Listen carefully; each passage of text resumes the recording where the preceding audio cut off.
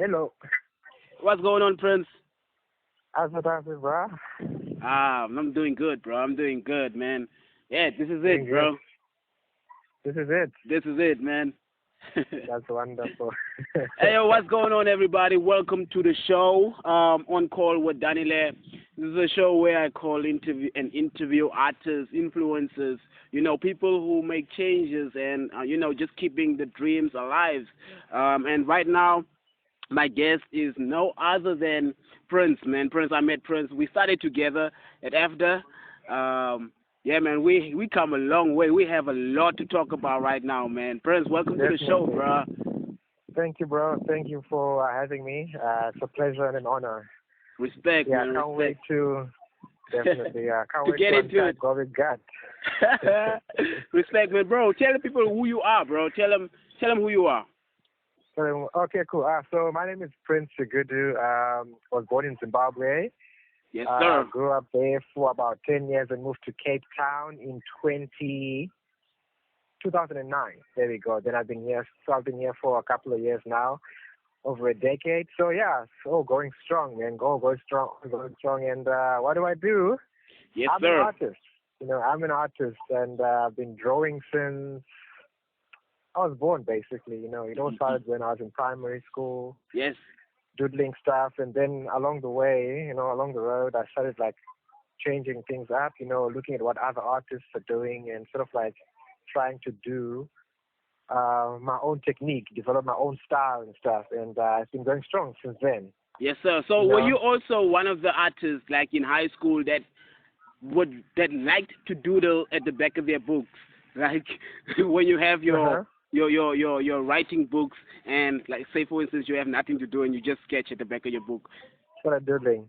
Yes, Yeah, sir. man. I was that kind of kid, man, who was always drawing stuff in the book. Like, let's say the teacher's out of the class and there's nothing to do, I'd always end up like drawing stuff. In my book, all my books, man, are all full of drawings, and doodles and pencil sketches and anime stuff. Because I always watch anime. Yes, So I sir. always end up drawing like your Gokus and like Frieza, all those anime characters, and just having fun and honing my skills Most and definitely, taking man. the opportunity anytime I get. Yeah, so yeah, I was that kid, definitely.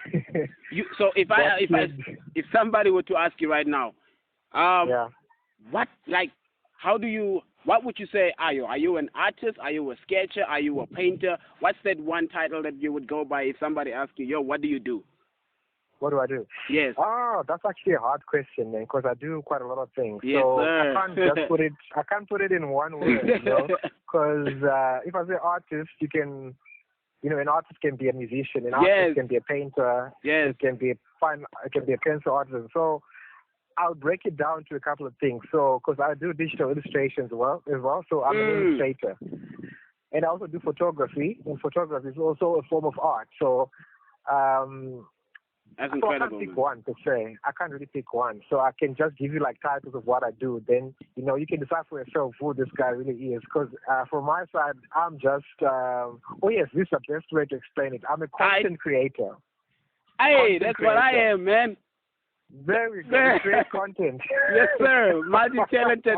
And that's the only way I was thinking about it. I'm like, yo, I'm a musician, artist. Okay, I do motivational. What am I? Like, how do I define this? How do I put this in like one umbrella? To easy explain it. I was like content creator. At first, I was like content producer. Then I was like, no, wait. I'm a creative. So I create. Yeah. Yeah, definitely. Great. A creative, definitely. A Great. content creator, creative. Because you can't box yourself as one thing, because an artist, we don't work like that, we can't box ourselves, we work out the box, not in it. So we're content creators or creatives in a way, because we can spread, our horizons For real, man. and our own imagination. So yeah. For real, man. And has this pandemic and this worldwide crisis affected any of your craft? Is it affecting spending time with your dreams, spending time with your talents? Mm-hmm. Is it really taking? How has this worldwide crisis affected you in any way, or has it? Yeah, it has affected me. Well, not that much, but only affected me a little bit. In terms of like finding a way to relax or freshen up. Because let's say after I draw something, I'd want to go out and just like refresh my mind and get some inspiration. But in this case, you're pretty much stuck, in one place. This was like during the lockdown. Yes, but now sir. it's a little bit better because we can actually go out and, Yeah, level 4. take a walk and stuff. So I wasn't really affected that much because, my work literally happens at home. It's like a home studio where I'm doing everything there. So I really didn't have to go anywhere. So I wasn't affected as much. In fact, I actually got more time to actually do what I love, because this time I had no excuse to go anywhere. So I was like, I might as well continue drawing and illustrating, even animating as well. So I just continued like doing what I liked. So the pandemic really didn't affect me that much. Yes, sir. I think the only way I would say it affected was not being able to just go out and just stretch your legs. That's all. But that's like the effect that it had on everyone because everyone was like stuck in their houses and couldn't go anywhere. So I would say the effect that it has was sort of like mutual in terms of like everyone else. But in terms of my work, no effect whatsoever. No Question. effect because Question. So like, most artists right now are wondering, there are no events happening. We cannot fill up the dome. We cannot go and do live performances and stuff like that. So some artists, they haven't blown up on the internet yet. What are some of the ways that artists can, make money? And what are the advice that you would give to artists who are struggling and want to make a living right now during this time? And from what you are doing, like, are you getting any revenue or are you just doing it for the love of the passion? It's a little bit of both, love and revenue at the same time. The best way I would put it is like, you need to get connections, and connection is the big thing, because if you're not connected to the people who are like in the industry of art, it's going to be a little bit harder for you. Yes, sir. But at the same time, it's also hard to get connected. So the best way is to boost portfolio and get yourself out there, go online, post your stuff, and like increase your portfolio so that everyone can see. Tag those big artists, go on Instagram, look for big artists who are doing their stuff, who are making it big as well, tag them into your stuff, and that way they'll sort of like notice you and say, oh, this guy or this kid is doing something great. Let's just like give him a little bit of exposure as well. So, so your social media presence, needs to be big. That way you can sort of like make it big.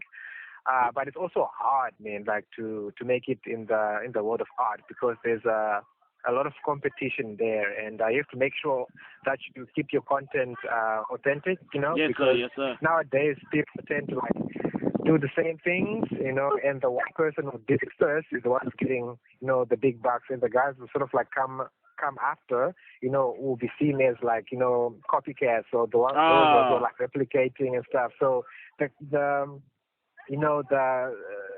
That's almost so like true, definitely. So it becomes hard, for the guys who are like struggling or who are starting out, when you copy, or it's not like copying, because in art you can't really come up with something new. You can't say I'm coming up with something, but you can modify. You can modify stuff that's innovative, stuff. Yeah, innovative ways of like doing stuff, and not let the big guys who did it first get the credit for the stuff. Yeah, because sometimes you can create like an artwork, and then someone says, oh, I've seen that style before, and they recognize the people who did it before, and they won't recognize you. So it's best to keep your stuff and style content authentic, as possible. But your online presence needs to be big. That's the quickest way you can make it big as well, and sort of like approaching those big companies as well. For example, for an artist kind of point of view, I would say big companies like, let's see, even Adidas, they do like clothing, right? Clothing art. Yes. So you can approach them and see if they're interested in some of your content. You can approach Nike. You can approach all like these big companies that are into clothing, because nowadays art is going on clothes, and that's what I'm doing as well sometimes, all my spare time to paint on clothes, and it actually works well. It's going pretty good, So how expensive? How expensive are your artwork? Do you have prices on your artworks already, or no? To my artwork. Of course. So Yeah, I do have like price on the artworks, but it depends on what type of artworks it is that you like looking for. Because I do like a variety, you know. Yes. For example, I get like you get your illustrations, you know, your digital stuff. Like you can like put multiple copies of the same thing, which makes it like not as expensive because you only do it once. But then you get to the traditional way of doing things like painting and then pencil. You know, you can only make one copy, so those Yeah. ones are a little bit more pricey and expensive because it's one of a kind. You know, it Yes, can't be sir. done the second time because second time around it will be different. It won't be like as original because you know the first time is the best way to go. So the hands-on type of things like sculpting, Yes. painting, drawing, those ones, you know, Yes, those sir. are going to be a little bit pricey and also depends on the amount of detail you're putting into your work and how long it takes you as well. So yeah, So at that's what how. point? At what point um, can an artist decide that okay, from this point onwards, I am going to Yeah. charge people? Like, at what level do you need to be in order to make your prices? How do you get to that At level? what level? Yes. Ooh, that's quite a hard one, you know, because artists have got styles, different styles. For example, you know, you need to get to a point where when people see your artworks, they Yeah. can't see a fault in it. You know, when Mm. they can't see a fault, the way they'll be like, okay, this is good.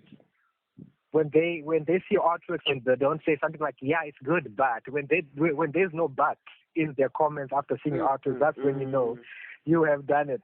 You know, so you have to make sure you're at that level and practice as hard as you can. You know, practice, practice, practice. Because I know I had to, you know, to master my style in pencil. I had to make sure I draw every single day for about a year and a half, every day drawing. You know, until my hand was cramping. You know, that's how I got that ultra realistic style of drawing. You know, where people are always like, "How did you do that? Yes, How did sir. you?" You need to get those questions where people are asking you, "How did you do that?" So when Oh, you get wait a second. Mm. On that point, this is so amazing. Yeah. When they ask, how did you do that? Do you then, at that point, go, okay, this is how much I charge? Or do you go, okay, this is how you do it. This is how I did it. How do you tell a person from that point? Because obviously you've been practicing this thing, you've been doing it for Yeah. so long, Yeah. and now somebody's asking you, how do you do it? And Yeah. they probably they probably want their information for free. Do you then charge them Yeah. there, or do you tell them how you did it? I don't recharge them or like do anything because even if I tell them, there's nothing they can do with the information because they can't replicate what I can do. You know, Oh. you need to get to a point where no one can replicate your stuff. You know. Wow. once you're there, it doesn't matter even if you show. Of course, I don't tell them. I just show them how I do it. Wow. Simple. I just show them. Because if you try to tell them, they get confused as to, okay, I don't know what you just said. Because if I try to explain to you that I alternate pencils, work in layers, and do that, it'll become like a complex, you know, type of answer where they'll get confused. So instead of just telling them, I just show them by giving them like what do you call it, or like a video sequence or a time lapse of how I actually start and how I finish. Yes, sir. Make it as simple as that. I'm like, that's how I do it. Any more questions? So they can actually see, okay, that's the start, that's the end. Okay, this is really good. Then they start to ask how much. They're the ones who usually ask, how much do you charge for this? I don't really have to tell them how much I'm charging. I don't really do that. Because you need to make sure that your artworks speak for themselves, you know, and not for you to speak for your artworks in a way. So, yeah. So in other words, if I'm not mistaken, when people go, okay, how much do you charge? And then you go, how much do you think it's worth? Because I watched the movie, incredible movie by Kevin Hart. I think it's called the Upside Down of the Upside, and that was quite interesting on this based on this conversation that we're having now, and this one guy was asking this other guy, yo, who paint this picture, and how much does it cost? This other guy was like, well, how much do you think it's worth? And that was like incredible to see the answer, man. Yeah, that's true. Because you need to make sure that the customers or the clients themselves decide how much your artwork is worth. Yes, sir. Yes, sir. Because sometimes you can put a price on your artwork, and then you end up getting surprised to find out that the client actually thinks of a much higher price for your artwork. So, like, let the client decide the price themselves. Because sometimes you end up like downgrading your artwork, not realizing how much it's actually worth. Because sometimes you can say, okay, my artwork is like, let's say, R1, but then a client comes in there and they're seeing R100 type of artwork. So you let them like make the choice of how much worth your artwork is. Yes, So sir. sometimes we end up getting into the zone of business where you just lose that passion of actually art. Then you just start putting price on everything, and you lose that interest and that passion, that spark you had when you started. Yeah, I need to make sure that what you do doesn't become business oriented, but also passion and business at the same time, because you also need to make a living out of it.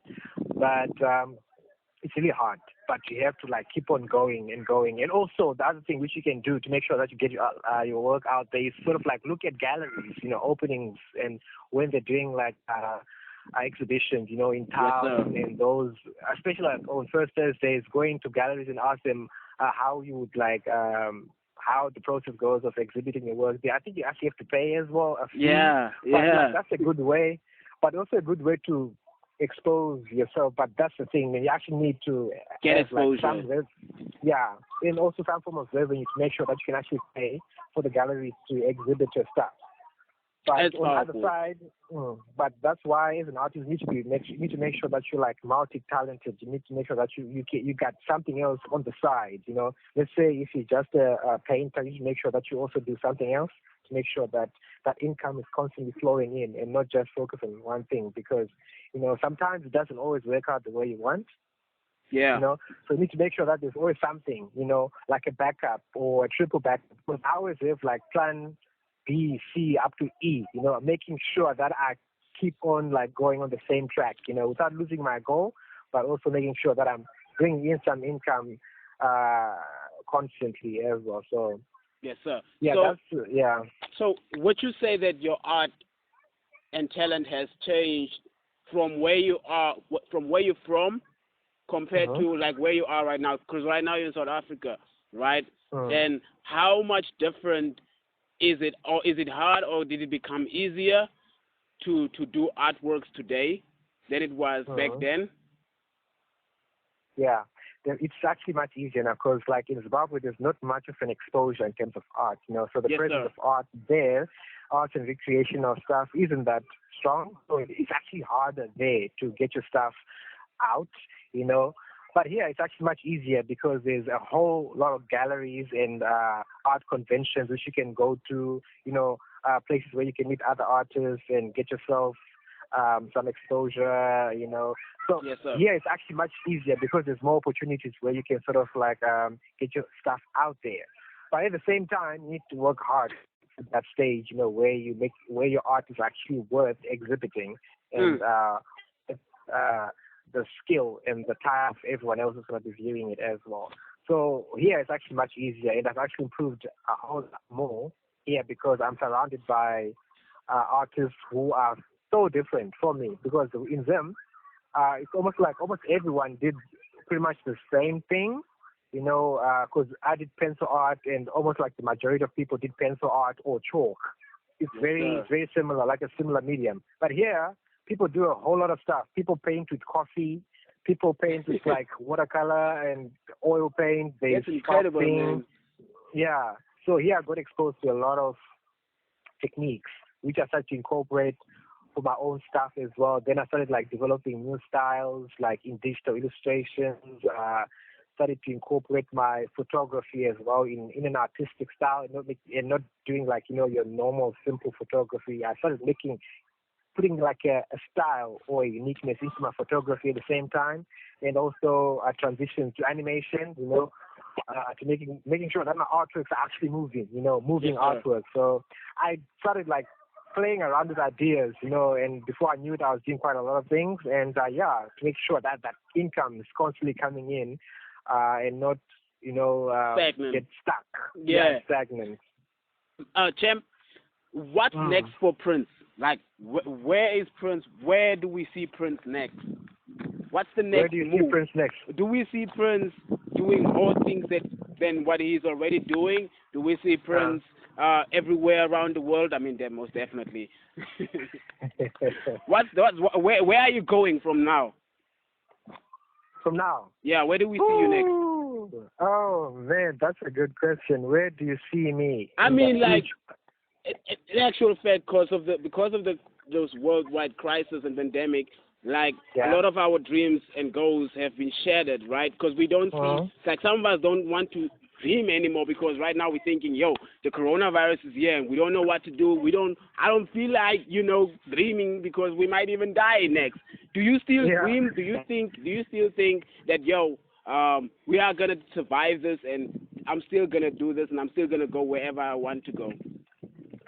Definitely, man. I'm still a dreamer, and artists, we're always dreamers, Yes, we use our imagination to travel wherever we want, and we also make sure that we put that imagination into reality, by making sure that our dreams come true by not giving up. So, for me, this is just like a glitch in time, and that glitch is going to pass very soon, It's just like one page in a book, In my book, there's a lot of pages. And so I'm still turning the page. When I turn the page, that's a new chapter. And then this corona pandemic thing will probably be over. So the future is looking good for me. I'm still I'm still going to be going strong with the artists that I'm doing. And there's like a whole lot of good projects coming out in the future. I don't want to give it away now because that's like spoiling the surprise. So there's a lot of good projects coming out there, and it's gonna be big. It's gonna be great. It's gonna be insane. Man. It's not only about national level. We're trying to take it global level. International, bruh. International. Hey, look. Question. Yeah. When we're talking about while we're on this, you ever think that you would want to go to Mars to paint? Mars or the moon? No? That's actually a good question because I've always wanted to be in a spaceship and just see how space is like, Yeah. My mind always goes crazy because, I love Earth as well, but I just want to go out and just look at Earth from the outside. Yes, sir. Just see how it is. And man. Definitely. That would be next level of dream chasing, man. That would be next level, bro. Yeah, I'm definitely gonna. I don't know. We'll see in like a couple of years' time if we can create like a shuttle to even the moon. Will be fun, Yes, I don't mind going to the moon because Mars is quite far. It takes quite a distance to get there. So the moon you can go and come back. Yeah, Mars you're not even sure because no one has gone there yet. Yeah. So, I don't wanna test myself by doing that. Yes, sir. Yes, sir. Man, I appreciate you so much. What's the message that you would want to leave with an artist or somebody that's listening to this and going through the most right now, or just want to dream again? What's the one message that you would want to leave them with? The message I would like to leave is that, don't give up on your dream. Keep on doing what you're doing. If you're passionate about it, I promise you, God is going to be helping you along the way because He's always watching you. And because He's watching you, there's always someone out there who's waiting to give you that opportunity, so that you can actually explore the world and live your passion and your dream. So keep on working at it, no matter how long it takes, keep on working at it. And there will be that break, that one big break that will, put you on the map, for you to enjoy your hard work. So keep on working hard and don't give up, don't lose hope. Even if we're in a pandemic situation, don't give up. Keep on going strong and everything will be all right. Just like Bob Marley said, everything will be all right.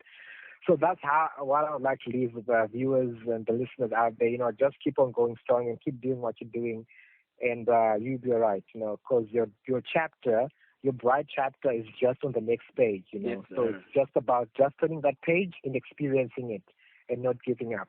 Yo, man, thank you so much. Thank you so much for being on the show, man. Thank you, bro. Thank you for having me. Look forward to many more interviews to come. Yes, sir. Yes, sir. Yes, sir. We still have to do. We'll go to the moon together, my guy. I'm also gonna go and paint. Definitely. Do Yo, another man. show on the moon there. Live, man. We're going live. We're gonna be broadcasting live on Live Facebook. on the moon. Yo, man. Thank you so much, man. Yo, everybody. Thank you so much for listening. Give it up for Prince Sigudu, who is an artist, man. Doing the most right now. This is On Call with Danile, and I'll see you on the next episode. Let's go.